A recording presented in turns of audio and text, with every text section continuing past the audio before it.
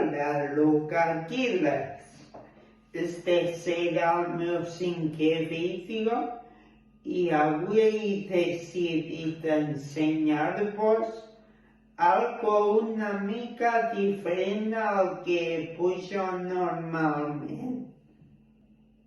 He decidit fer una petita excursió i anar buscant les coses que més m'agrada. Avui he decidit anar d'excursió a la recerca de fòssils.